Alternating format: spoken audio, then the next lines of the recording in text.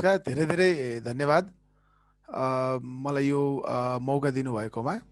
म विगतमा पनि धेरै पटक विभिन्न दर्शनका विषयहरू, विभिन्न अर्थतन्त्रकै विषयहरू, अर्थशास्त्रका विषयहरूमा विभिन्न अवसरमा यहाँहरूसँग मैले पहिला पनि कुरा गरेको छु।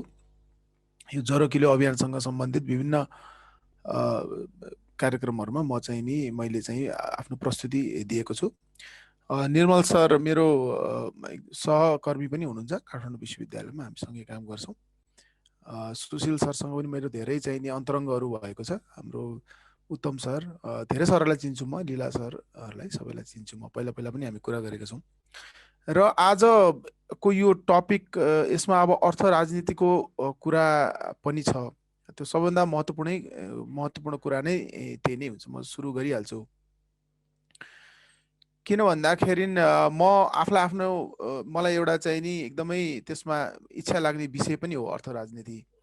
र कुनै पनि प्रश्नको जवाफ, आर्थिक प्रश्नको जवाफ, त्यसको अर्थ राजनीतिक, त्यसको इकोसिस्टम नबुझिकन, त्यसको अर्थ राजनीतिक, त्यसको दर्शन नबुझिकन प्रश्नको सही उत्तर पाउन अथवा हामीले खोजेको जस्तो समस्याको समाधान हामीले नभेट्न सक्छौँ, भेट्न सम्भावना कम हुन्छ। त्यसकारणले यो हाम्रो जति पनि सांस्कृतिक अथवा हाम्रो सामाजिक मूल्य मान्यताहरू जति पनि छन्, तिनको आर्थिक विश्लेषण, त्यसका आर्थिक विश्लेषण भनेपछि त्यसका दुईटै कुराहरू हेरिन्छ। त्यसका नाफा घाटा दुईटै। आर्थिक विश्लेषणमा कस्ट बेनिफिट एनालिसिस भनिन्छ आर्थिक विश्लेषणलाई अर्को भाषामा भन्ने हो भने। भनेको त्यसको लागत, हरेक कुराको लागत हुन्छ र हरेक कुराको त्यसको नाफा भनेको खालि यहाँ पैसा, लागत भनेको खालि पैसा भन्न खोजेको होइन। लागत भनेको त्यसमा हामीले कति लगानी गर्नुपर्छ आफ्नो समय, अनेक हिसाबको होइन। समाजले कुन खालको लगानी गरेको हुन्छ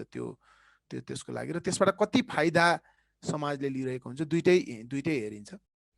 त्यसमा प्रवेश गर्नुभन्दा पहिला म यो अलिकति पुँजीवादी व्यवस्था र समाजवादी आर्थिक व्यवस्था है, यो दुईटाको विषयमा चाहिँ कुरा गर्नु अत्यन्तै आवश्यक छ, विशेष गरी नेपालको सन्दर्भमा भन्ने हो भने।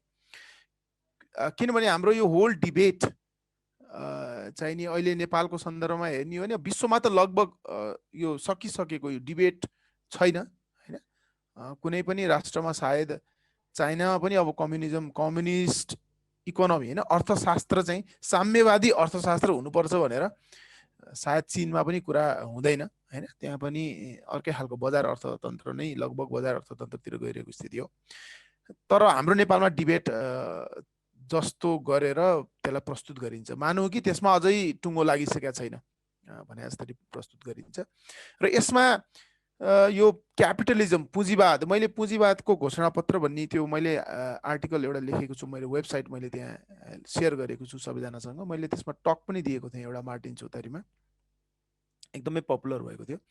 र त्यो पुँजीवाद र समाजवाद अथवा साम्यवाद र समाजवादलाई म अहिले एउटै डालोमा हेरेर अहिले म विश्लेषण गर्छु।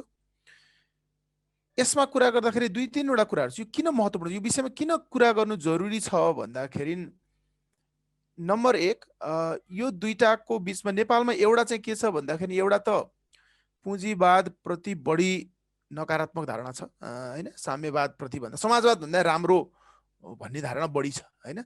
त्यो चाहिँ नि हाम्रो इलेक्सनको रिजल्टबाट प्रष्ट हुन्छ कि कम्युनिस्ट पार्टीहरू नेपालमा पपुलर छन् होइन। धेरै कम्युनिस्ट पार्टीहरू छन् र मान्छेले चाहिँ पुँजीवादलाई एउटा नराम्रो शब्दको रूपमा होइन, पुँजीवादीहरूले यस्तो गरे अथवा पुँजीवादलाई एउटा नराम्रो कोनोटेसनमा युज हुन्छ, प्रयोग हुन्छ त्यसको भने। र समाजवाद भन्ने शब्दलाई चाहिँ राम्रो, यो त ठिकै हो, राम्रो हो भन्ने शब्दमा अर्थमा प्रयोग हुन्छ।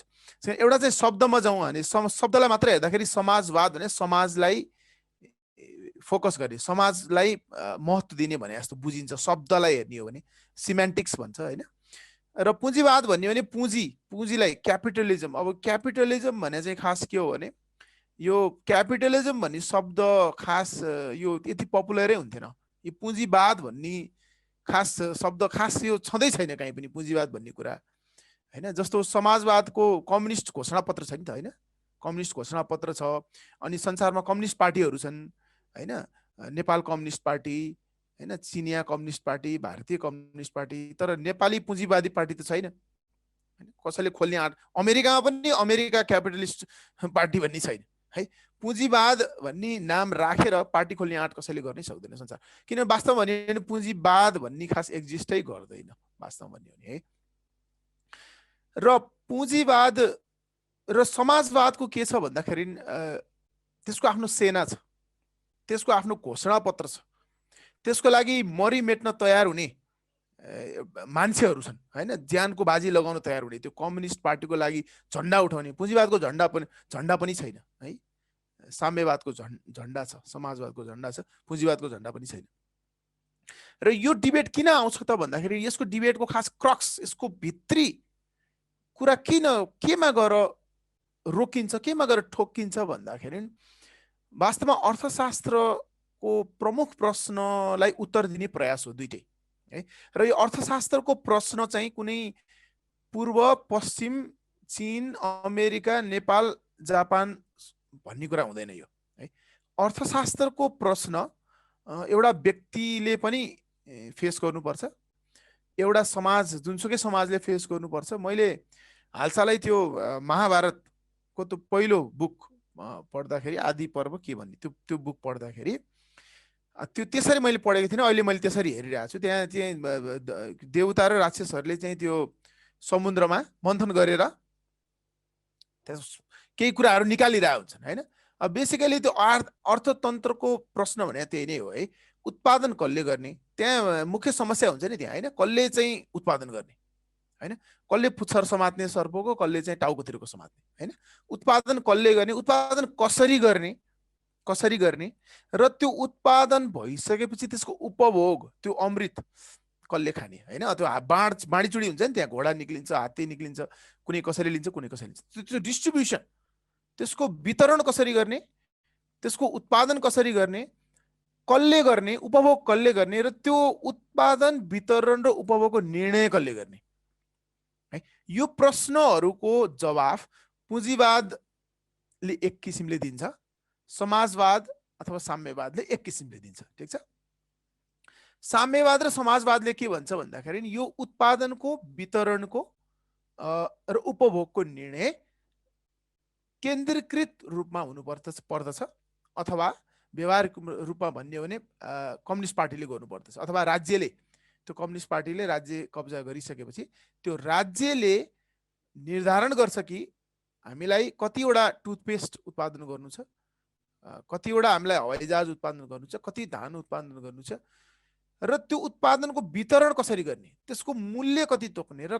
कति खाने त्यो स्टालिन भन्ने एउटा किताब पढ्नु हो भने यहाँहरूले थाहा पाउन सक्नुहुन्छ त्यसको 3वटा आइसकेको छ भोल्युम त्यसमा चाहिँ नि इन प्रिन्सिपल चाहिँ स्टालिनले पनि कति मासु खाने त कति कपडा वर्षको लाउने भन्ने कुरा त्यो कानुनले निर्धारण गरिएको हुन्थ्यो त्यो चाहिँ राज्यले केन्द्रीकृत रूपमा एउटा व्यक्तिलाई कति आवश्यकता पर्छ त्यसरी वितरण गर्थे र यसरी वितरण गर्ने एउटा केन्द्रीकृत रूपमा उत्पादन वितरण र उपभोगको निर्णयहरू गरिने व्यवस्थालाई साम्यवादी व्यवस्था अथवा समाजवादी अर्थव्यवस्था भनेर भनिन्छ भने पुँजीवादी अर्थव्यवस्थामा हुन त पुँजीवाद भनेको वाद होइन भन्ने म तर्क प्रस्तुत गर्छु पुँजीवादी अर्थव्यवस्थामा सैद्धान्तिक रूपमा भन्ने हो भने जस्तो अघि मैले साम्यवादी अर्थव्यवस्थामा जुन कुरा गरेँ त्यो सैद्धान्तिक रूपमा हो है व्यवहारिक रूपमा फेरि साम्यवादी अर्थव्यवस्थामा पनि घरमा तरकारीमा कति नुन हाल्ने भन्ने त राज्यले निर्धारण गर्न सक्दैन नि हैन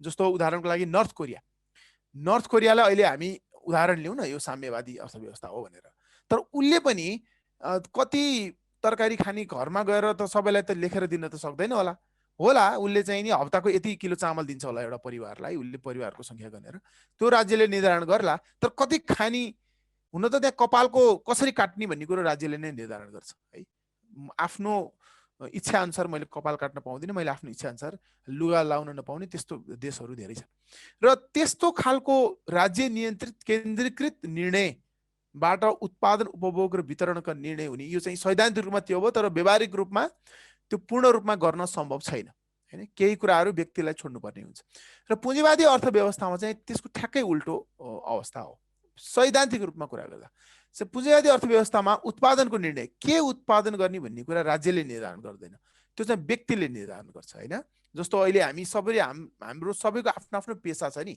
कोही शिक्षक होलौँ, कोही व्यवसायी होलौँ, कोही के होलौँ, सबैको आफ्नो आफ्नो पेसा छ। यो पेसा के गर्ने भनेर हामीलाई राज्यले टिका लगाइदिया हो त? होइन नि, होइन।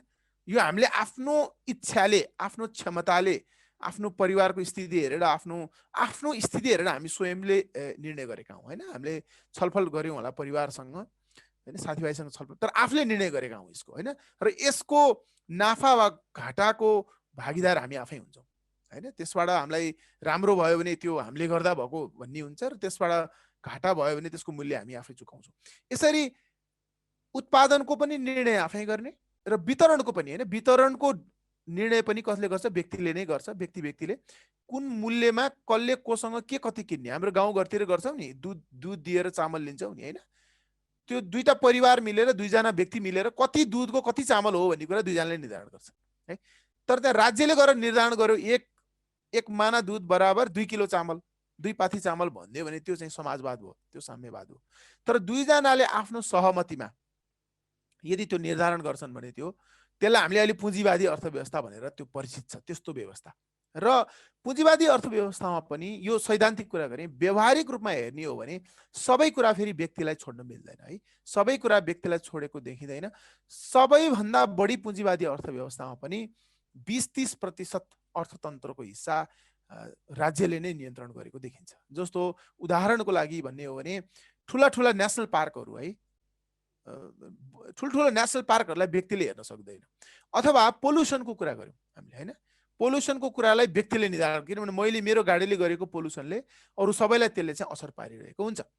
र अथवा हाइवेको कुरा गरौँ, होइन। अथवा खोला नदी नालाको कुरा गरौँ, होइन। माथि नदीमा फोहोर गऱ्यो भने तल पनि तलको मान्छेले सफर गर्नुपर्छ। तलको मान्छेले त त्यसको निर्णय फोहोर गर्ने भनेर निर्णय गरेको छैन, तर अरूले गरेको निर्णयले आफूलाई, तलको मान्छेलाई प्रभाव पर्छ। र त्यस्तो ठाउँमा यसलाई एक्सटर्नालिटी भनिन्छ अर्थशास्त्रमा। यस्तो अवस्थामा चाहिँ राज्यले हेर्नुपर्छ भन्ने अवधारणा छ। त्यस्तै अब सुरक्षाको कुरा गरौँ, होइन, सेनाको कुरा गरौँ। हुन त निजी सेनाहरू पनि यो संसारमा छन्। निजी सेनाले फेरि अझ कस्ट इफेक्टिभ तरिकाले युद्धहरू लड्छन्, है। र निजी सेनाले लडेको युद्धहरूमा क्षति पनि कम हुन्छ, किनभने उसको लागत लगानी परेको हुन्छ र उसले त्यही हिसाबले चाहिँ सकेसम्म कम क्षति हुने किसिमले युद्ध गर्छ। र नजित्ने युद्ध लड्दैन, है। हारिने युद्ध लड्दैन निजी क्षेत्रले लगभग। त्यस्तो पनि छ, तर एकदम छिटफुट उदाहरण हो। तर एउटा सामान्य अन्डरस्ट्यान्डिङ के भइसकेको छ भन्दाखेरि सुरक्षा चाहिँ, शान्ति सुरक्षा र राष्ट्रिय सुरक्षा चाहिँ त्यो राज्यले हेर्नुपर्छ। त्यो एउटा व्यक्तिले ओन गर्न सक्दैन, व्यक्तिले निर्धारण गर्न हुँदैन, होइन। त्यसको फाइदा भयो भने त्यो गर्नु हुँदैन, किनभने आर्थिक कुरा मात्र संसार होइन नि त। अहिले म यो सामाजिक मूल्य मान्यता र सांस्कृतिक हाम्रो एसेटहरूको कुरा गर्दाखेरि म त्यो बेला भन्छु पैसा मात्र सब थोक होइन नि त, होइन। कति प्राय कुराहरू मूल्य मान्यताको लागि पनि हामीले गर्नुपर्ने हुन्छ। र सुरक्षा र अलि अगाडि बढेर कति प्राय यस्ता देशहरू पनि छन् जसले शिक्षा र स्वास्थ्य पनि राज्यले नै उत्पादन, त्यसको वितरण र उपभोगको निर्णय लिइदिनुपर्छ राज्यले नै भन्ने राष्ट्रहरू पनि छन्। तर ती राष्ट्रहरू पनि अलिक कम नै छन्, होइन। त्यसलाई अब यो नेपालमा अलि बढी प्रचारित भएका स्केन्डिनेभियन कन्ट्रीहरू भनेर भनिन्छ, त्यस्ता कुराहरू गरिन्छ। हुन त अमेरिकामा पनि पुँजीवादी भनिएको मुलुकमा पनि शिक्षा, स्कुली शिक्षा चाहिँ निःशुल्क छ, अनिवार्य नभए पनि। र त्यहाँ चाहिँ नि राज्य नियन्त्रित मात्र शिक्षा चाहिँ छैन, अप्सन चाहिँ छ। प्राइभेट स्कुल जान्छु भन्यो भने जान चाहिँ पाइन्छ। कसैले म एउटा शिक्षालय खोल्छु, म बालबालिकालाई पढाउँछु भने पनि आफ्नो घरमा पनि पढाउन पाउँछ, है। त्यो र त्यसकारणले व्यवहारिक रूपमा अहिले पुँजीवादी व्यवस्था अथवा पुँजीवाद भनेर चिन्न पर्यो भने हामीले चिन्ने भनेको कस्तो हो भने प्राय सबै कुराहरू उत्पादनको, वितरणको र उपभोगको निर्णय व्यक्तिले गर्ने। निजी क्षेत्र, व्यक्ति भनेको निजी क्षेत्र, त्यो परिवार पनि हुनसक्छ अथवा कुनै एउटा बिजनेस हाउस पनि हुनसक्छ, निजी क्षेत्रले गर्ने। र तर केही महत्त्वपूर्ण थोरै कुराहरू राज्यले गर्ने। यसमा कमन अन्डरस्ट्यान्डिङ भएको स्थिति हो। अहिलेसम्मको इतिहासको त्यो एक्सपेरिमेन्टबाट आएको कन्क्लुजन चाहिँ यो हो, है। त्यसकारण अहिले हामीले बजार अर्थव्यवस्था अथवा पुँजीवादी अर्थव्यवस्था भनेर उदाहरण दियौँ भने हुन त पर्फेक्ट इक्जाम्पल त हुँदैन, होइन। अमेरिका पनि पर्फेक्टली क्यापिटलिस्ट पुँजीवादी अर्थव्यवस्था होइन, किनभने त्यहाँ पनि केही कुराहरू राज्य नियन्त्रित छन्। र नर्थ कोरिया पनि पूर्ण साम्यवाद होइन, किनभने त्यहाँ पनि केही कुराहरू व्यक्ति नियन्त्रित छ। तर व्यवहारिक रूपमा हेर्दाखेरि हामीले अमेरिका, बेलायतलाई पुँजीवादी नभने कसलाई भन्ने, होइन। नर्थ कोरियालाई साम्यवादी नभने कसलाई भन्ने, होइन। त्यो हिसाबले हेर्दाखेरि चाहिँ नि पुँजीवादी अर्थव्यवस्था भनेको के हो भने जहाँ उत्पादन, वितरण र उपभोगका निर्णयहरू व्यक्तिले गर्छन् र व्यक्तिलाई निजी सम्पत्तिको अधिकार हुन्छ र एक व्यक्तिले अर्को व्यक्तिसँग व्यवहार गर्दा चाहिँ नि कन्सेन्टको आधारमा गर्छ, सहमतिमा गर्छ। जस्तो यो सन् 1800 भन्दा अगाडि हामी जान्छौँ भने जति बेलासम्म चाहिँ नि यो स्ट्याग्नेसन, हजारौं वर्षसम्म चाहिँ नि आर्थिक वृद्धि दर थिएन, शून्य थियो है। मान्छेको जीवन स्तरमा कुनै सुधार थिएन। त्यो हजारौं वर्षको तथ्याङ्क हामीसँग छ, 2000 वर्षको तथ्याङ्क छ र कुनै पनि सुधार नभएको स्थिति 1800 सम्म हो। र त्यति बेलासम्म चाहिँ एउटा के मान्यता थियो भने धनी कसरी हुने भन्दाखेरि दुईटा तरिका थियो है। एउटा चाहिँ नि जमिन बढी भयो भने हामी धनी हुन्छौँ, त्यसको लागि हामीले कंकर अरू देशहरूलाई जित्नु पर्थ्यो हैन। त्यसले चाहिँ उपनिवेशवाद जन्मायो त्यसले हैन। हामीले धेरै धान खेती कसरी गर्ने, धान उत्पादन बढी कसरी गर्ने त भन्दा बढी खेत धेरै ठुलो भयो भने म धनी हुन्छु, मैले बढी उत्पादन गर्न सक्छु हैन। त्यसकारणले त्यो ठुलो ठुलो जमिनदारहरू हुन खोज्थे मान्छेहरू, ठुलो धेरै जग्गा राख्न खोज्थे। र अर्को उपाय भने के थियो भन्दाखेरि मैले स्लेभहरू हैन, मैले सित्तैमा कसैलाई काम लगाउनु पाएँ भने त म धनी हुन्छु। सित्तै भनेको मतलब स्रोत, दुईटालाई स्रोत मानिन्थ्यो क्या सम्पत्तिको, एउटा जमिन, एउटा चाहिँ मान्छे भनेको श्रम हैन। श्रम मैले जति धेरै मान्छे चाहिँ दास बनाउन सकेँ म त्यति धनी, उसले मेरो लागि काम गरिदिन्थ्यो। जति बढी मसँग जमिन भयो म त्यति बढी धनी हुन्थेँ। र त्यसपछि सन् 1800 तिर आइपुग्दा, हुन त मान्छेलाई यो विषय थाहा नभए होइन, 1800 मा आएर टुप्लुक्क आइपुगेको होइन, अलि अगाडि नै हैन चाणक्यको अर्थशास्त्रहरू पढ्यो भने पनि त्यहाँ पनि थाहा हुन्छ। तर व्यावहारिक रूपमा त्यो थाहा भएर त्यो लागू हुने हैन, ठ्याक्कै लागू हुने चाहिँ स्थिति चाहिँ सन् 1800 पछि मात्र आएको। त्यसपछि मात्र आर्थिक वृद्धिको यो विकास भन्ने जुन यो आर्थिक वृद्धि दर अथवा मान्छेको जीवन स्तर भन्ने सुधार भन्ने कुरा चाहिँ सुरु भएको अवस्था थियो। र त्यति बेला एडम स्मिथले चाहिँ त्यसलाई चाहिँ थ्योराइज गरेको छ क्या है, जसलाई हामीले पुँजी फादर अफ क्यापिटलिस्ट इकोनोमी भनेर कसैले भन्छन्, हुन चाहिँ होइन हैन। मोडर्न इकोनोमिक्सको फादर भनेरसम्म भन्न सकिन्छ है। अर्थशास्त्रलाई अहिले आधुनिक युगको अर्थशास्त्रलाई सुरु गर्ने मान्छे भन्न सकिन्छ, आधुनिक अर्थशास्त्रको है। र उनले चाहिँ के भने भन्दाखेरि त्यसलाई अलिकति फर्दर अझ डेभलप गर्ने रिकार्डो भन्ने एकजना व्यक्ति छन् है। उनले चाहिँ के भने धनी हुनलाई त्यो गर्नु पर्दैन। धनी हुनलाई दुईटा कुरा गरे पुग्छ। एउटा स्पेशलाइजेसन भनेको आफूले जे जानेको छु त्यसमा फोकस गर्ने, सबै कुरा नगर्ने, ठिक छ। म सबै उत्पादन, म आफूलाई चाहिने लुगा पनि आफै, म आफूलाई चाहिने धान पनि आफै, म शिक्षक पनि मै आफै, चिकित्सक पनि मै आफै हैन, मनोरञ्जन पनि म आफै दिन्छु। मानव जीवनमा मान्छेलाई चाहिने सबै कुराहरू म आफै उत्पादन गर्छु भन्न थाल्यो भने हामी गरिब हुन्छौँ। हामीले के गर्नुपर्छ त भन्दाखेरि म शिक्षा पेसामा म बढी निपुण छु भने मैले बढी जोड त्यसमा लगाउनु पर्छ है। म धान उत्पादन गर्न बढी जान्ने छु भने मलाई त्यसमा फाइदा छ भने मैले त्यसमा फोकस गर्नुपर्छ। र अन्य कुराको लागि मैले व्यापार गर्नुपर्छ। र त्यसपछि व्यापारको जन्म भयो है, मोडर्न सेन्समा। पहिला पनि व्यापार नहुने र ट्रेड र स्पेशलाइजेसन है, त्यो भइसकेपछि चाहिँ नि उत्पादन भनेको एउटै खेतमा, खेत 1 बिघै छ, त्यही बेलामा फेरि यो साइन्स एन्ड टेक्नोलोजी, यो फर्टिलाइजर, यो मलहरूको अथवा ट्र्याक्टरहरूको मेकानाइजेसन है, एग्रिकल्चरको मेकानाइजेसन सुरु भएको र एउटै खेतमा अब बढी खेत चाहिँदैन मलाई। अब 1 बिघामै मैले अब 1 मुरीको ठाउँमा मैले 100 मुरी गर्न सक्छु भनेपछि मैले अरू जमिन खोसेर लिनु पनि परेन, जितेर लिनु पनि परेन, दासहरू बनाउनै परेन, मसँग मेसिनहरू छ है। त्यसपछि चाहिँ एउटा एक खालको समृद्धिको युग सुरु भएको देखिन्छ। र यो कार्ल मार्क्सले चाहिँ नि यो बेकारमा क्यापिटलिजम भन्ने वर्डलाई चाहिँ पपुलराइज गरिदिएर एउटा वादको निर्माण गरिदिएको देखिन्छ। वास्तवमा क्यापिटलिजम चाहिँ वाद यसलाई भन्ने हो भने मिनिमल सेन्समा मात्र वाद हो। वाद भने के हो? वाद भने अनुमानहरू, मान्छेको व्यवहारको बारेमा गरिने अनुमानलाई वाद भनिन्छ। साम्यवादले मान्छेको बारेमा यति धेरै अनुमान गर्छ त्यो मिल्ने सम्भावनै छैन। साम्यवादले मान्छेलाई यस्तो भन्ठान्छ कि एकदम आइडियल कि हैन, मान्छे जस्तो हुनै सक्दैन। तर पुँजीवादले मान्छेको बारेमा साह्रै थोरै अनुमानहरू गर्छ। मान्छे चाहिँ नि खुसी हुन चाहन्छ, खुसी हुनको लागि मान्छेले उपभोग गर्न चाहन्छ हैन। र मान्छेले के गर्न चाहन्छ त रिप्रोडक्सन हैन, रिप्रोडक्सन गर्न चाहन्छ, आफ्नो सन्तान दर सन्तानको लागि राम्रो भविष्य होस् भन्ने चाहिँ मान्छेले चाहन्छ। र त्यसको लागि चाहिँ मान्छेले चाहिँ नि व्यवहारहरू गर्छ, उत्पादन गर्छ, उपभोग गर्छ, त्यति मान्छ क्या। र यसले के गर्छ, क्यापिटलिजम भनेको एउटा सोसल कन्ट्र्याक्ट भयो हैन, सामाजिक एउटा सम्झौता हो। यसमा हामीले के सम्झौता गर्यौं भने जुन आय सम्पत्ति मैले कमाएको छु त्यो मेरो हो, निजी सम्पत्तिमा अधिकार, ठिक छ। निजी सम्पत्तिमा अधिकार। र तपाईँ र म बिचमा कुनै कारोबार गर्नु पर्यो भने तपाईँ र म छलफल गरेर गर्छौँ। मैले तपाईँलाई मुक्कामुक्की हानेर गर्दिनँ, म तपाईँको खोज्दिनँ। राज्यले आएर मलाई चाहिँ यति दिनै पर्छ पनि भन्दैन, मैले तपाईँलाई यति दिनुपर्छ, तपाईँले मलाई यति दिनुपर्छ पनि भन्दैन। म राज्यलाई सर्टेन करहरू तिर्छु, त्यसको बाबत राज्यले मलाई सुरक्षा दिन्छ र तपाईँ र मैले गरेको कन्ट्र्याक्टको त्यसको चाहिँ लिगल, त्यसको चाहिँ विटनेसको रूपमा राज्य बस्छ र त्यो कन्ट्र्याक्ट भायोलेट भयो भने राज्यले कारबाही गर्छ। त्यति मात्र राज्यले हामीले दायित्व दिएका छौँ। एउटा मोनिटरिङ, एउटा चाहिँ अभिभावक जस्तो भएर हेर्छ उसले, होइन। दुईटा चाहिँ हामी दुईजनाले कारोबार गरेको कुरा कति उनीहरूले मानेका छन् सम्झौतालाई भन्ने कुरा हेर्छ। त्यसैले त्यो हिसाबले चाहिँ नि समाजवाद र साम्यवाद, समाजवाद र यो पुँजीवादलाई त्यसरी हेर्छ। तर नेपालमा अब यो यहाँहरूकै मौलिक यो जरुकिलो पार्टीकै अथवा यहाँ पनि मैले धेरै ठाउँमा यो सुनेको छु अथवा पढेको छु, यो पुँजीवाद र साम्यवादलाई बराबर दृष्टिकोणले हेरेको पाउँछु क्या म। त्यो कुनै पनि हिसाबले हेर्नु मिल्दैन कि।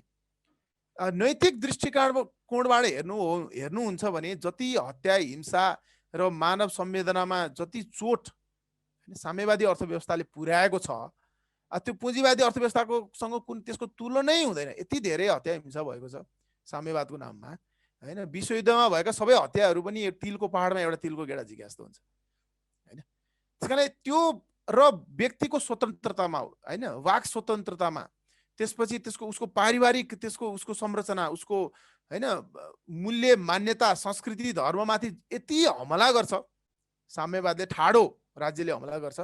त्यो र अहिलेको पुँजीवाद भन्नु अमेरिका, होइन, जहाँ वाक स्वतन्त्रता छ, जहाँ आफूले चाहेको व्यवसाय मैले गर्न पाउँछु, आफूले चाहेको धर्म मैले मान्न पाउँछु र मैले राष्ट्रपतिलाई अथवा प्रधानमन्त्रीलाई कसैलाई गाली गरे बापत म जेल जानु पर्दैन, होइन। त्यो र साम्यवाद जहाँ केही बोल्नै पाइँदैन, तपाईँलाई लगेर जेलमा हालिदिन्छ, तपाईँलाई फाँसी हुन्छ, त्यसलाई इक्वल फुटिङमा राख्नै मिल्दैन। र इफिसियन्सीको पर्सपेक्टिभबाट हेर्ने हो भने पनि कसले बढी उत्पादन, को बढी सक्सेसफुल छन् त, होइन, को बढी सफल छन् त, पुँजीवादी अर्थव्यवस्था बढी सफल छ कि साम्यवादी अर्थव्यवस्था बढी सफल छ भन्दा इतिहासले पुष्टि गरिसकेका छ। त्यसमा यो अब जस्तो ग्राभिटी छ कि छैन भनेर क्वेसन सोधे जस्तै हुन्छ कि, होइन। पुँजीवादले काम गरेर देखाइसक्यो कि, होइन। मान्छेको आयु 35 वर्षबाट 70 भइसक्यो, होइन। प्रति व्यक्ति आय नेपालको नै हेर्ने हो भने पनि 100बाट अहिले 1000 भइसक्यो, होइन।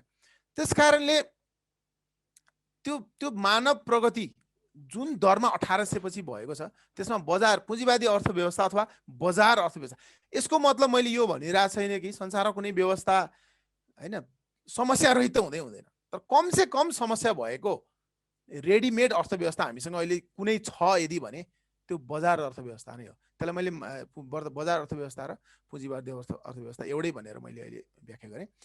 र त्यो भने के हो, त्यसलाई जार्गन हालेर हामीले पुँजीवाद भनेर त्यसलाई हामी एकदम भारी भरकम लगाएर त्यो गाली गर्ने बानी लागेको छ क्या हामीलाई। यसमा केही पनि छैन, खालि के छ भने म मेरो सम्पत्ति राख्ने अधिकार राख्दछु र मैले एकअर्कासँग दुईजना व्यवहार गर्दा म चाहिँ सहमतिको आधारमा व्यवहार गर्छु, यति हो पुँजीवाद भने। अब यही खराब हो भने हामी यसमा डिस्कस गर्न सक्छौँ, होइन। यसमा नै खराबी छ भने हामी यसमा डिस्कस गर्न सक्छौँ, होइन। र केही कुराहरू राज्य नियन्त्रित हुन्छन्, त्यसमा कुनै डिबेट भएन, है। र त्यस कारणले इफिसियन्सी, उत्पादन कसले बढी गर्छ त, छिटो प्रगति कहाँ हुन्छ भने बजार अर्थव्यवस्थामा हुन्छ। र नैतिक दृष्टिकोणबाट हेर्ने हो भने हत्या, हिंसा अथवा मानवीय स्वतन्त्र, व्यक्तिको स्वतन्त्रताको कुरालाई हेर्नुहुन्छ भने पनि पुँजीवादी अर्थव्यवस्था विकास हुनलाई व्यक्तिगत स्वतन्त्रता एउटा मिनिमम कन्डिसन हो कि। व्यक्तिगत स्वतन्त्रता नभएको ठाउँमा आर्थिक विकास हुनै सक्दैन कि, होइन। व्यक्तिले वाक स्वतन्त्रता नपाएको ठाउँमा कुनै नयाँ कुरा आविष्कार गर्नै सक्दैन। जहाँ व्यक्तिले बोल्न डराउँछ त्यहाँ आविष्कार हुन सक्दैन। त्यस कारणले त्यो कुरा गरेँ मैले। अब एउटा कार्ल मार्क्सले गरेको अनुमानलाई मात्र जाँच्यो भने पनि वास्तवमा मार्क्सिजम चाहिँ यो कम्युनिस्ट इकोनोमी चाहिँ काम गर्दैन भनेर प्रुभ भइसक्यो हो, होइन। अरू विज्ञानमा भए एउटा अनुमान फेल खायो भने त्यो सिद्धान्तलाई त्यसलाई डस्टबिनमा फालिन्छ, होइन। कुनै सिद्धान्तले कुनै अनुमान गर्यो, त्यो फेल खायो भने त्यसलाई डस्टबिनमा फालिन्छ, अर्को सिद्धान्तको निर्माण गर्नुपर्ने हुन्छ।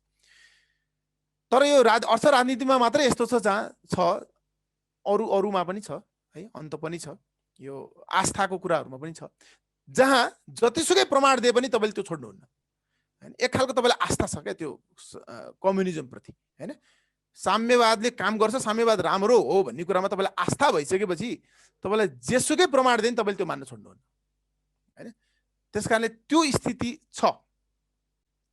र अब म अलिकति कल्चरल र यो हाम्रो सोसल नर्म्सको कुरा म यसमा लगेर जोड्छु। र नेपालमा दुई खालको छ। एउटा पुँजीवाद मन पर्यो भन्ने नाममा सबै अमेरिकाको ठिक, अथवा नेपालमा अर्को एउटा के छ वेलफेयर स्टेट भन्ने बडो पपुलर छ हैन। स्क्यान्डिनेभियन कन्ट्रीहरूको जस्तो हुनुपर्छ भन्ने एउटा त्यस्तो पार्टी पनि छ नेपालमा। एउटा त्यो एउटा चाहिँ पुँजीवाद भने खत्तम, एउटा साम्यवाद भने खत्तम भन्ने त्यो चाहिँ कम छन् है। समाजवादलाई राम्रै भन्ठान्छन् धेरै। नेपालमा नेपाली कांग्रेस पार्टी पनि समाजवादी पार्टी हो, राप्रपा पनि समाजवादी पार्टी हो। नेपालमा वास्तवमा भन्यो भने बजार अर्थतन्त्र हैन लाई मिल्दो जिल्दो पार्टी सायद यो मौलिक जरुगिलो पार्टी नै हो जस्तो लाग्दछ मलाई हैन, एक हिसाबले हेर्दाखेरि। किनभने मैले हाम्रो एन्सियन्ट टेक्स्टहरू, हाम्रो चाणक्यको अर्थशास्त्र अथवा अरू कुराहरू हेर्नुभयो भने पनि बजार अर्थतन्त्रलाई बढी मिल्दो जिल्दो सामाजिक व्यवस्था हाम्रो नै छ बढी है। र यो वेलफेयर स्टेट भन्ने पनि बडो पपुलर छ नेपालमा है। तर हामीले चाहिँ के गर्नु पर्दछ भन्दाखेरि सबै व्यवस्थाहरूलाई त्यसको नाफाघाटा हैन, त्यसको प्रोजहरू के छ, त्यसको फाइदाहरू के छ, त्यसको नोक्सानहरू के छ। अब स्क्यान्डिनेभियन कन्ट्रीमा सोशल सेक्युरिटी भन्ने हुन्छ एउटा, त्यसको लागि त्यहाँ प्रोग्रेसिभ ट्याक्स लगाइएको हुन्छ। भनेको तपाईले जति बढी आम्दानी गर्नुहुन्छ तपाईलाई त्यति बढी पर्सेन्टेजमा ट्याक्स लगाइन्छ, ठीक छ। भने गरिब हुनु भने नेपालमा पनि त्यही छ। नेपालमा पनि सबभन्दा तल्लो तबकाको मान्छेले 1% तिर्छ, सबभन्दा तल तिर्दैन। नेपालमा धेरैले ट्याक्स तिर्दैनन् हैन। मेरो विचारमा 80%ले ट्याक्स तिर्दैनन्, डाइरेक्ट ट्याक्स है। इन्डाइरेक्ट ट्याक्स त हामी सबैले तिर्छौँ है, सामान खरिद बिक्री गर्दा। तर 1% हुन्छ, अनि अलि बढी आम्दानी गर्यो भने 10% हुन्छ, अलि बढी आम्दानी गर्यो भने 20% ट्याक्स हुन्छ, 60% सम्म ट्याक्स छ नेपालमा है। धेरै आम्दानी गर्नुभयो भने तपाईले त्यो एक्सिड गरेको आम्दानीमा 60% सम्म ट्याक्स दिनुपर्छ, मार्जिनल ट्याक्स भन्छ त्यसलाई। यो प्रोग्रेसिभ ट्याक्स भयो है। यस्तो ट्याक्स लगाउनुको उद्देश्य के हो भन्दाखेरि रिडिस्ट्रिब्युसन गर्नलाई। यसले के अनुमान गर्छ भन्दाखेरि सम्पत्तिलाई सबै घालगुल गरेर एक ठाउँमा जम्मा गरेर अनि फेरि वितरण गर्नुपर्छ हैन। तल्लो तबकालाई अलि बढी दिनुपर्छ, त्यो करबाट उठेको पैसा त्यहाँ दिनुपर्छ, ट्रान्सफर गर्नुपर्छ। र राज्यले जिम्मा लिनुपर्छ, मान्छेको शिक्षा स्वास्थ्यमा राज्यले जिम्मा लिनुपर्छ भन्ने अवधारणा यसमा छ। तर यसमा मेरो एकदमै फरक अवधारणा छ है। यसमा चाहिँ हामीले के गरिरहेछौँ अहिले भने त्यो कपी गर्ने नाममा हैन। अमेरिकामा पनि त छ नि सोशल सेक्युरिटी सिस्टम, त त्यो त पुँजीवादी हैन, बजार अर्थव्यवस्थामा पनि छ नि, हामी पनि त्यही गरौँ भन्ने छ क्या हामी। मेरो विचारमा चाहिँ त्यो चाहिँ नि लास्ट रिसोर्ट हो। राज्यले हाम्रो बाआमालाई राज्यले हेर्नुपर्ने, हाम्रो अपाङ्गता भएका बालबालिकाहरूलाई राज्यले हेर्नुपर्ने, अनि हाम्रो बालबालिकालाई खोप लगाउनलाई, हाम्रो बालबालिकालाई पढाउनलाई राज्यले हेर्नुपर्ने स्थिति भने त्यो हाम्रो सामाजिक स्थिति खत्तम भएर होइन र? हाम्रो बाआमालाई हामीले आफैले हेरे भए राज्यले हेर्नु पर्थ्यो है। हाम्रो सामाजिक जुन मूल्य मान्यता छ त्यो आफैमा सोशल सेक्युरिटी हो है। हामी त्यसलाई डिस्ट्रोय गरेर अर्को राज्य नियन्त्रित सोशल सेक्युरिटी ल्याउन खोज्दैछौँ है। र राज्य नियन्त्रित सोशल सेक्युरिटीहरू यो स्क्यान्डिनेभियन कन्ट्रीहरूमा पनि तपाईँले हेर्नुहुन्छ भने लगभग ब्याङ्करप्टको स्थितिमा छ, डुब्ने स्थितिमा छ। भनेको मतलब त्यो सोशल सेक्युरिटी भनेको के एउटा थैली हुन्छ, त्यो थैलीमा पैसा जम्मा गर्नुपर्ने हुन्छ र त्यो थैलीबाट खर्च हुन्छ। जो रोगी हुन्छ, जसलाई शिक्षा चाहिन्छ उसलाई त्यहाँबाट खर्च हुन्छ। त्यो थैलीबाट बाहिर जाने भन्दा थैलीभित्र आउने बढी भयो भने पो त्यो चल्छ होइन। तर राज्यको दायित्व बढ्दै गएर त्यो थैलीबाट बाहिर जाने चुइनी चाहिँ धेरै भइरहेछ। त्यहाँ जम्मा हुने युवाको सङ्ख्या कम हुँदैछ युरोपतिर होइन, बुढाबुढीको सङ्ख्या बढ्दो छ र त्यो भरिने क्रम चाहिँ साह्रै बिस्तारै भइरहेछ र त्यो चाहिँ ब्याङ्करप्ट हुने स्थितिमा छ। त्यस कारणले राज्यले हाम्रो जुन सामाजिक मूल्य मान्यता छ, आफ्नो बुवा आमालाई हेर्नुपर्छ हैन, दिन दुखीलाई हामीले सहयोग गर्नुपर्छ भन्ने यो सिस्टमबाट सकेसम्म कभर गर्नुपर्ने हुन्छ हामीले चाहिँ हैन। सकेसम्म परिवारले नै हेरोस्, किनभने कोही पनि मान्छे के हुन्छ, ऊ त परिवारकै हुन्छ, पक्कै पनि कुनै न कुनै परिवारको हुन्छ।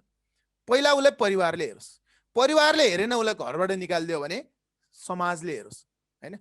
सामाजिक मूल्य हाम्रो त गुठी छ हैन, मठ मन्दिरहरू छन्, मठ मन्दिरमा पनि हाम्रो गरिबहरूले हैन खाने भन्ने व्यवस्था, बस्ने भन्ने व्यवस्थाहरू हुन्छ, त्यस्तो हाम्रो मूल्य मान्यताहरू छ। समाजले पनि सकेन, कसैले पनि सकेन भने लास्टमा त्यो त फेरि मर्न दिनु पनि भएन है। एउटा मान्छेको जीवन, उसलाई डिग्निफाइड लाइफ त उसलाई दिनुपर्छ, इज्जतपूर्ण उसलाई जिन्दगी बाँच्न दिनुपर्ने हुन्छ र त्यो अवस्थामा मात्र राज्य चाहिने हो। हामी कहाँ चाहिँ अहिले के भइरहेछ भने राज्यलाई अनियन्त्रित रूपमा बढाउँदै लगेर, एकदमै ठुलो साइजमा बढाउँदै लगेर हैन, अब के गर्नुपर्छ अरे, अब छोराछोरीले बाबामाको खातामा कति के हालिदिनुपर्छ, यस्तो यस्तो आइरहेको हुन्छ क्या। त्यसले चाहिँ हाम्रो एक्जिस्टिङ सामाजिक संरचनालाई ध्वस्त बनाउँछ होइन। त्यसले चाहिँ अब मान्छेले के भन्ठान्छ त भन्दाखेरि, ए म खातामा हालिदिन्छु, मैले हेर्नै परेन नि, त्यसपछि त मेरो बाउलाई मैले हेर्नै परेन, मेरो बच्चाहरूलाई मैले पढाउनै पर्दैन, राज्यले पढाइदिइहाल्छ होइन। त्यस कारणले त्यो हामीसँग पहिल्यै भएको हाम्रो सोसल सेक्युरिटीलाई हामीले डिस्ट्रोय गरेर हामी अरूको नक्कल गर्ने नाममा, किनभने हामीलाई त्यो अर्को कन्ट्री मनपर्छ, त्यो अर्को व्यवस्था मनपर्छ, त्यो गरिरहेछौँ। र हामीसँग जुन जति पनि यो हामीसँग भएका यो कल्चरल यो जुन यो होइन, हामी यो मच्छिन्द्रनाथको जात्रा गर्छौँ अथवा दसैँमा हामी टिका लगाउँछौँ, जति पनि कल्चरल कुराहरू छन् है, म त निरेश्वरवादी हुँ है, म प्रश्न भनिदिन्छु हजुरहरूलाई, म ईश्वरमा विश्वास गर्दिनँ। र यी यस्ता कुराहरूलाई चाहिँ म लिभिङ म्युजियम मान्छु, म यिनीहरूलाई होइन लिभिङ म्युजियम मान्छु। र यो म्युजियमबाट हामीले चाहिँ यसको आर्थिक पक्षलाई म हेर्छु है, एकछिन आर्थिक पक्षलाई मात्रै हेर्छु। आर्थिक पक्षलाई मात्रै हेर्दाखेरि यसको फाइदाहरू हामीले धेरै नै लिन सक्छौँ है। जस्तो अमेरिका जस्तो देशमा कस्तो छ भन्दाखेरि चाडपर्व नभएर आफै सृजना गर्नुपर्ने कि होइन, किनभने उनीहरूसँग पहिलेदेखि छैन क्या, पुरानो चाडपर्व छैन, नयाँ नयाँ बनाइरहेको हुन्छन् उनीहरूले। कुनै के फ्राइडे, कुनै के थर्सडे भनेर नयाँ नयाँ बनाए, त्यो दिन चाहिँ अलि रमाइलो गर्ने, त्यो दिन चाहिँ अलि उपभोग गर्ने होइन, अरू दिन बेसरी काम गरेको हुन्छ, त्यो दिन चाहिँ उपभोग गर्ने। त्यस्तो उपभोग गर्ने हाम्रो समाजमा अलरेडी एक्जिस्टिङ धेरै मेकानिजमहरू छ होइन। चाडपर्वहरू प्रायः सबै अब कुनै पनि अर्थतन्त्रको चाहिँ जस्तो भनौँ तपाईँले अमेरिकालाई हेर्नुहुन्छ भने 70% उपभोगले धानेको हुन्छ होइन, विकसित अर्थतन्त्रहरू होइन। त्यस कारण त्यो उपभोग भनेको त बजार हो नि त होइन। दसैँ यो चाडपर्वहरू भनेको यसले बजारलाई चलायमान गराउँछ है। मान्छेले आफ्नो वर्षभरि दुःख गरेको हुन्छ होइन, 2-4 दिन त रमाइलो पनि गर्नु पर्यो नि, 2-4 दिन त उपभोग, खालि उत्पादन मात्र गरेर त अर्थतन्त्र चल्दैन, यति कुरा हामीले बुझ्नुपर्छ। तर यो चाडपर्वहरूले अब उत्पादनलाई, नेपालको उत्पादनलाई चाहिँ नि इन्करेज गरिरहेको छैन अहिले है। अहिले हामीले जति पनि हामीले उपभोग गर्छौँ हाम्रो चाडपर्वहरूमा हामी सबै आयात गर्छौँ। हाम्रो चाडपर्वमा हामीलाई जति पनि कुराहरू हामीलाई चाहिन्छ, जति पनि सरसामानहरू हामीलाई चाहिन्छ, त्यो हामीले आयात गर्नाले हाम्रो चाडपर्वले जति हाम्रो अर्थतन्त्रलाई योगदान दिन सक्थ्यो है, त्यति योगदान दिइरहेको छैन। यसले अरूको अर्थतन्त्रलाई, छिमेकी मुलुकको अर्थतन्त्रहरूलाई चाहिँ बढी यसले चाहिँ योगदान दिइरहेको छ होइन। अब यो यसमा स्टडीहरू पनि भएको छ है, अब बिदाहरू कति अब धेरै भयो भने के हुन्छ, कति बिदा भयो भने अर्थतन्त्रलाई सबभन्दा राम्रो हो भन्ने अध्ययनहरू पनि भएको छ। त्यस कारण धेरै बिदा हुनु पनि फेरि अर्थतन्त्रको लागि राम्रो हुँदैन है, किन उत्पादन हुनको लागि मान्छे गएर काम गर्नुपर्ने हुन्छ होइन। 365 दिनमा कति दिन चाहिँ मान्छेले काम गर्यो भने सबैभन्दा बढी उत्पादन हुन्छ त, त्यो हेर्नुपर्ने हुन्छ। त्यो हेर्दाखेरि फेरि धेरै बिदा भयो, चाड भयोभरको सबै चाडपर्वमा बिदा हुन थाल्यो भने त्यसले पनि फेरि अर्थतन्त्रलाई नकारात्मक प्रभाव पनि पार्न सक्छ है। त्यसले उत्पादनमा त्यसले नकारात्मक प्रभाव पार्न सक्छ। र भनौँ न अहिले हाम्रो धानिएको सबै उपभोग सबै हामीले आयात गर्नु परेको छ होइन। हुन त हाम्रो आयको पनि एउटा ठुलो हिस्सा 25-30% त हामीले 25% भनौँ न यसलाई घटिसकेको छ धेरै नै, रेमिटेन्सबाट हामीले धान्नु परिरहेको छ। तर त्यो पैसा फेरि हामीले हाम्रो चाडपर्वमा खर्च गरिरहेछौँ, हाम्रो सांस्कृतिक गतिविधिमा हामीले खर्च गरिरहेछौँ। तर त्यो सबै गतिविधि गर्दा चाहिने सरसामान, त्यसमा चाहिने श्रम होइन, लेबर धरी हामीले चाहिँ बाहिरबाट ल्याउनु परिरहेछ होइन। एकातिर हाम्रो श्रम बाहिर गइरहेछ, अर्कोतिर हाम्रै सांस्कृतिक कार्यहरू गर्नलाई हामीलाई बाहिरबाट मान्छे ल्याउनु परिरहेछ। भनौँ न उदाहरणको लागि एउटा मन्दिर बनाउनु पर्यो भने हामीले कालीगढ बाहिरबाट ल्याउनु पर्ने अवस्था छ होइन। त्यस कारण अब यसको पुरै फाइदा लिने हाम्रो सबभन्दा मलाई मनपर्ने हाम्रो सांस्कृतिक हाम्रो जुन सामाजिक मूल्य मान्यतामा मलाई सबभन्दा मनपर्ने चाहिँ होइन, मेरो आफ्नो परिवारलाई हेर्नु मेरो धर्म हो होइन। मेरो परिवारलाई, मेरो परिवारको चाहिँ सुख सुविधा, मेरो परिवारको उन्नतिको लागि मैले काम गर्ने हो नि त होइन। त्यो चाहिँ मेरो धर्म हो भन्नु त्यो सबभन्दा राम्रो लाग्छ। त्यसले राज्यको दायित्व घटाउँछ। मैले मेरो परिवारको मान्छेहरूलाई, मेरो अपाङ्गता भएको एउटा छिमेकीलाई हामीले आफैले हेऱ्यौँ भने त्यहाँ राज्य आउनै जरुरी नै पर्दैन। र त्यो स्नेह सहितको हुन्छ नि त, त्यो राज्यले हेरेको त त्यस्तो हुँदैन। राज्यले त स्नेह दिँदैन, राज्यले त खालि पैसा दिन्छ, चेक दिन्छ तपाईँलाई होइन, 2 किलो चामल ल्याएर दिन्छ। त्यहाँ स्नेह केही पनि हुँदैन, त्यहाँ मूल्य मान्यता केही पनि हुँदैन। तर तपाईँले आफ्नो छिमेकीलाई हेर्नुभयो, आफ्नो परिवारलाई आफैले राम्रोसित हेर्नु हो भने होइन, राज्य आफैमा आफै, राज्यले जुन महत्त्वपूर्ण कुरामा ध्यान दिन पाउँछ, राष्ट्रिय सुरक्षा। अर्को, जसले आफ्नो लागि आफै केही गर्नै सक्दैन त्यसलाई ध्यान दिन राज्यलाई फुर्सद हुन्छ। तर जब तपाईँले राज्यलाई भयभरको भार राज्यलाई दिनुहुन्छ होइन, बाटोमा अगाडि मेरो आँगन फोहोर भयो भने राज्यले गर्दा फोहोर भयो भन्नुहुन्छ होइन, मेरो जङ्गलमा आगो लाग्यो भने राज्यले गर्दा भन्नुहुन्छ जेसुकै भए पनि मेरो बच्चाले पढेन राज्यले गर्दा भन्नुहुन्छ भने, अथवा मेरो सामुदायिक जुन अस्पताल छ नजिकै रहेको त्यो राम्रो किन भएन राज्यले गर्दा भन्नुहुन्छ भने राज्यले चाहिँ शान्ति सुरक्षामा ध्यान दिन पाउँदैन हैन, उ छरिन्छ, राज्यको फोकस पुग्दैन। सकेसम्म निजी क्षेत्रले, व्यक्तिले, परिवारले, समुदायले नै हेरौँ। यसमा एउटा चाहिँ रघुराजन भन्ने एकजना इन्डियन सेन्ट्रल ब्याङ्कको चेयर भइसकेका मान्छेले एउटा थर्ड पिलर भन्ने किताब लेख्नु भएको छ, असाध्यै राम्रो किताब छ त्यो। उहाँले यो डिबेट चाहिँ बेसिकली कस्तो थियो भने व्यक्ति र राज्यको डिबेटमा उहाँले एउटा तेस्रो पिलर समुदायलाई ल्याउनु भएको छ क्या, हैन, समुदायलाई ल्याउनु भएको छ। व्यक्ति धेरै बलियो हो भने पनि, राज्य कमजोर भयो भने एनार्की हुन्छ। नेपालमा एक खालको त्यो पनि छ एनार्की, हैन, राज्यले कानुन रुल अफ ल लागू गरेन सक्ने, कानुनको नियम त्यो व्यवस्था लागू गरेन सक्ने। राज्य धेरै बलियो भयो भने त्यो एकदम एउटा के अरे अथोरिटेरियन, हैन, डिक्टेटरसिपतिर हामी जान्छौँ। त्यस कारण समुदाय धेरै बलियो भने फेरि त्यो इन्डियामा हुन्छ नि पञ्चायती, हैन, त्यो पञ्चहरूले निर्णय गरेर कस्तो कस्तो सजाय सुनाउँछन् नि, त्यहाँ पुलिसले आएर केही गर्न पनि सक्दैन, व्यक्तिको अधिकार केही पनि छैन, कसले कोसँग बिहा गरे पनि त्यहाँ गएर छुट्याइदिन्छ त्यो, हैन। त्यसकारणले समुदाय, व्यक्ति र राज्यको चाहिँ ब्यालेन्स हुनुपर्छ भन्ने उनले सिद्धान्त उनले पस्केका छन्। त्यो राम्रो सिद्धान्त लाग्छ मलाई। र यो हिसाबले हामीले अब सोच्नुपर्ने हुन्छ, हैन, यो हिसाबले हामीले आफूसँग अब पुँजीवादी बजार अर्थव्यवस्थामा मलाई लाग्दैन कि हामी बजार अर्थव्यवस्था बाहेक अन्त जान्छौँ। त्यो कम्युनिस्ट पार्टीले नि गर्न सक्दैन, हैन, नाम कम्युनिस्ट पार्टीले पनि बजार अथवा साम्यवादी अर्थव्यवस्थातिर जाने आँट कसैले गर्नै सक्दैन, चीनले गर्न सक्दैन भने अरूले गर्ने कुरा, क्युबाले बजारतिर गइरहेछ भने अरूको कुरा हो, बजार अर्थव्यवस्थातिरै जान्छन् सबै। तर पर्सेन्टेज कति भन्नेमा डिबेट छ, हैन, कति राज्यले हेर्नुपर्छ त।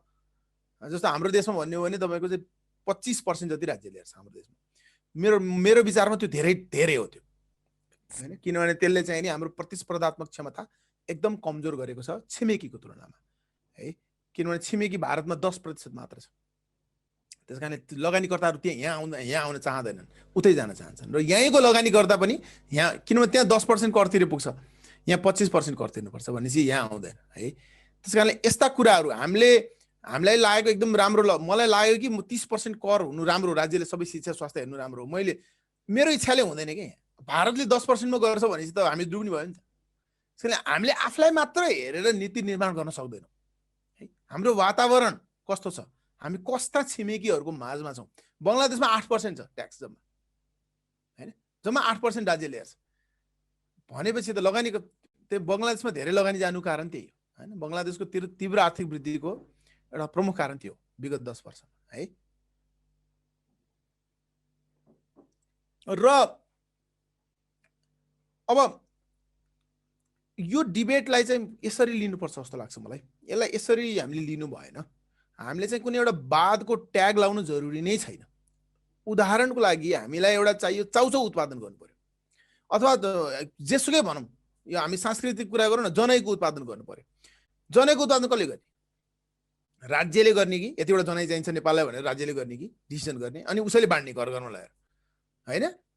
त्यो ठिक कि विभिन्न व्यक्तिहरूले जनै उत्पादन गर्ने मान्छेले, हैन? कसैले त्यसमा उत्पादन गरेर नाफा देख्छ, नाफा नदेखि त उत्पादन गर्दैन उसले, हैन? लागत भन्दा, हैन, लागतै नउठ्ने गरी त कसैले उत्पादन गर्दैन, नाफा भएपछि नै उत्पादन हुने हो। त्यो उत्पादन व्यक्तिले गर्ने, व्यक्तिले गर्दा ठिक हुन्छ भने व्यक्तिले गरौँ। सेना व्यक्तिले चलाउँदा ठिक कि राज्यले चलाउँदा ठिक?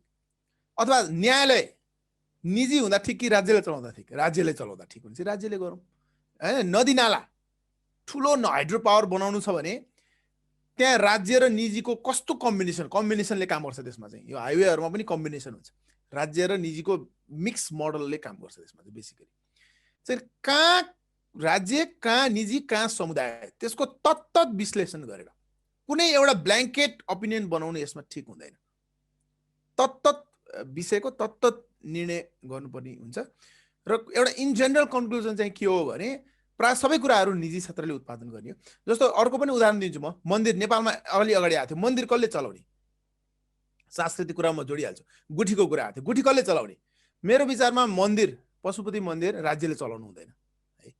मेरो विचारमा त्यो समुदायले चलाउनु पर्छ, हैन? त्यो पशुपतिको आय भनेको त्यो जुम्लाको मान्छेको आय, त्यो त्यहीँको समुदायको आय हो, है। र उनीहरूले त्यो आयलाई कसरी प्रयोग गर्ने त्यो उनीहरूले निर्णय गर्न पाउनुपर्छ। त्यो पशुपतिलाई कसरी चलाउने, को पुजारी राख्ने, त्यो उनीहरूले हजारौँ वर्षदेखि गर्दै आएका छन्। तीका समुदाय हैन, त्यहाँ को पुजारी राख्ने भन्ने मान्छे कुरामा अब जुम्लाको मान्छेको भोइस दिएर त भएन नि हैन। त्यो समुदायले नै हेर्नुपर्छ। र जहाँ जहाँ यो राज्यले टाउको छिराउँछ नि आफ्नो, यो गुठीमा पशुपतिमा हामीले उदाहरण देखाइछौँ, त्यहाँ चाहिँ तहस नहस बनाउँछ राज्यले है। त्यहाँ राजनीतिकरण गर्छ, त्यहाँ व्यापारीकरण गर्छ हैन। जहाँ व्यापार गर्नुहुँदैन त्यहाँ व्यापार गर्छ हैन। आर्कियोलोजिकल साइट हो त्यो, मान्छेको आस्था भएको ठाउँ हो त्यो हैन। त्यहाँ व्यापार गर्नु उचित नहुन सक्छ, तर त्यहाँ व्यापार हुन्छ जब राज्य त्यहाँ एन्टर हुन्छ। र यसमा अब म लास्ट कन्क्लुजन भन्छु। एडम स्मिथले भनेकै कुरालाई म भन्छु। एडम स्मिथले के, धेरैलाई भ्रम छ के यो, एडम स्मिथले के भनेको थिए भन्दाखेरि शिक्षा राज्यले हेर्नुपर्छ भनेको थिए। बालबालिकाको शिक्षा है, ठुलो मान्छेको होइन।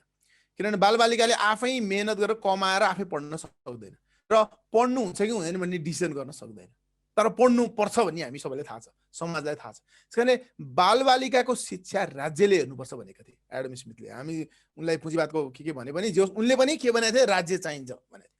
अर्को कुरा, पुँजीवादको लागि यो बजार अर्थव्यवस्था त पुँजीवादको लागि सबभन्दा ठुलो खतरा कोबाट छ भनेको थिए उनले भन्दाखेरि पुँजीपतिहरूबाट।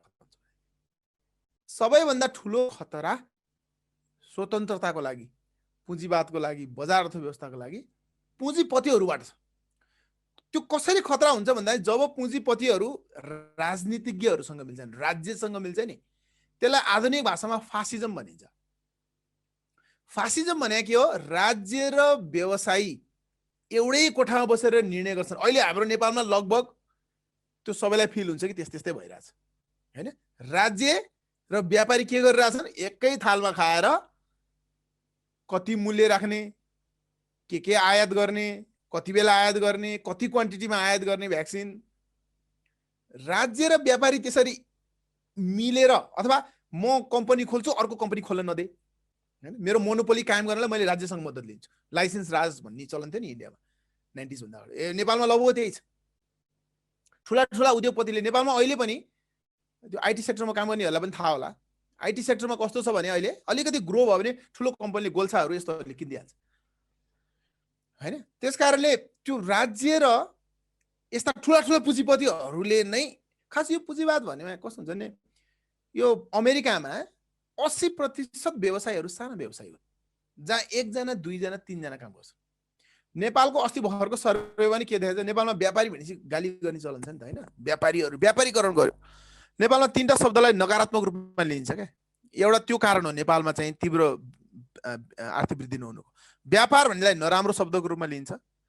त्यसपछि पुँजी भन्नेलाई नराम्रो शब्द। पुँजी भने के हो, पुँजी भने उत्पादनको साधन हो। फ्याक्ट्रीलाई, टुल्सलाई पुँजी भनिन्छ क्या। पुँजी भने पैसा होइन नि त।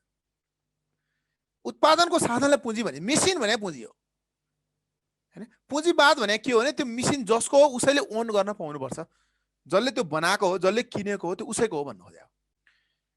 पुँजी, नाफा र व्यापार, यो तीनटैलाई नकारात्मक रूपमा लिइन्छ क्या नेपालमा। अनि त्यो चाहिँ नि एन्टरप्रेन्योर, नयाँ व्यवसाय गर्न चाहने मान्छेको लागि अब समाजवाद संविधानमै लेखेको देश हो नि त हाम्रो हैन।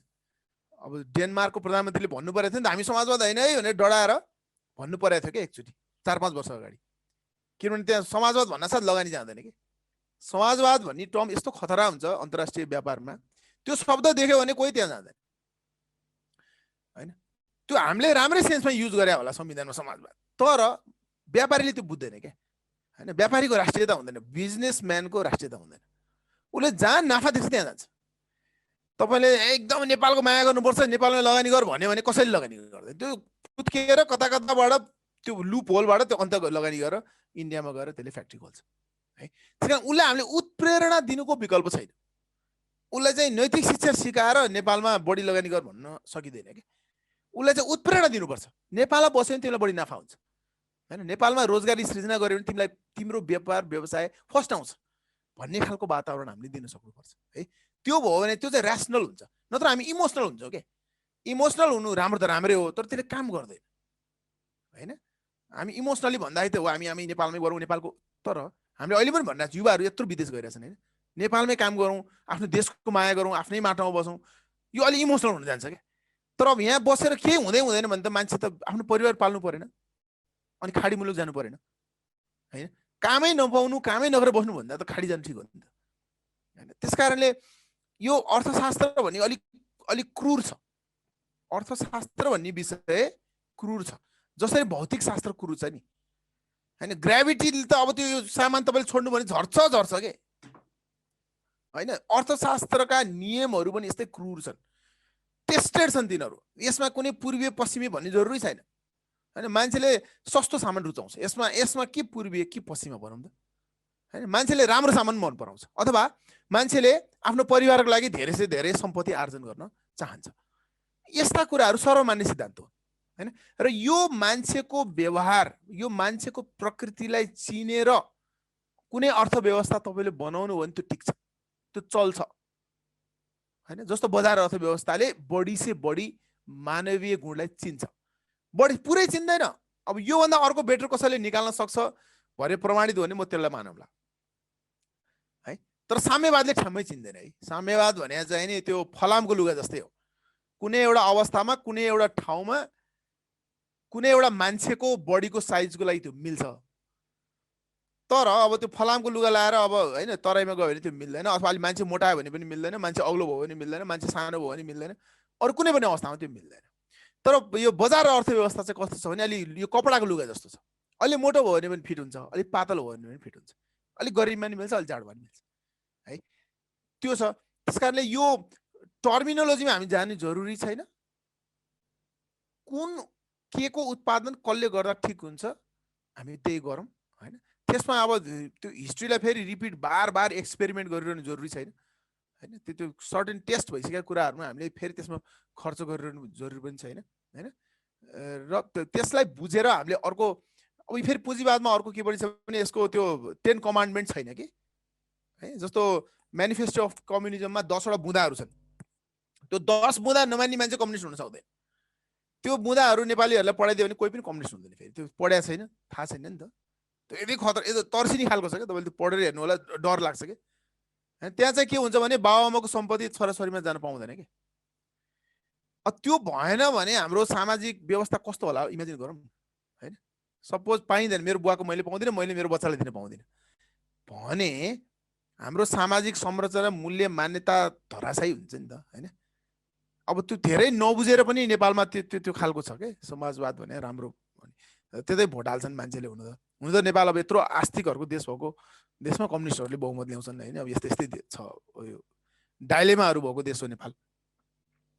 तर हामीले त्यही कस्ट बेनिफिटको फाइदा नाफा नोक्सान हेरेर हिसाब कुन कहाँ के गर्दा ठिक हुन्छ त्यो त्यही गर्ने हो। अब त्यसलाई मिश्रित अर्थव्यवस्था पनि भन्छन् अहिले, होइन? र सामान्य भाषामा भन्दा बजार अर्थव्यवस्था भनिन्छ, जहाँ प्राय सबै निजी क्षेत्रले गर्छ र केही चाहिँ नि राज्यले गर्छ। र मेरो विचारमा सांस्कृतिक कुराहरू सबै निजी क्षेत्रलाई छोड्नुपर्छ। सांस्कृतिक कुराहरूमा म्याक्सिमम समुदाय, होइन? रथको कुरा चलाउनु पर्यो भने त्यो अब निजीले नसक्ला, होइन? त्यहाँ रथ चलाउँदा हुने अब डिस्टर्बेन्सको प्राइभेट फेरि एउटा इन्डिभिजुअलले मलाई डिस्टर्ब भयो भन्ला, होइन? त्यस्तो गर्न अलिक मिलेन, त्यो समुदायलाई चलाउनु दिनु पर्ला सांस्कृतिक कुराहरू सबै म्याक्सिमम, होइन? अब घरको श्राद्ध कसैले गर्नु पर्यो भने फेरि त्यो राज्यले गर्ने कुरा आएर त्यो निजीले गर्नु पर्ला, होइन? त्यस कारणले प्राय यो चाहिँ निजी र समुदायमा नै छोड्नु पर्ला, र केही कुराहरू राज्यले हेर्नु पर्ला। अहिले मैले त्यति नै भन्छु। र प्रश्नहरू आयो भने फेरि हामी त्यो त्यसमा म जवाब दिने प्रयास, धेरै भन्ने कुराहरू छ, यो कति छ कति यहाँ अब टुङ्गिँदैन। हस्, यस भिडियोलाई लाइक, कमेन्ट र सेयर गर्न नबिर्सिनु होला। फेरि यस्तै रोचक भिडियोहरू हेर्नका लागि यस च्यानललाई सब्स्क्राइब गरेर घन्टी बजाइदिनु होला।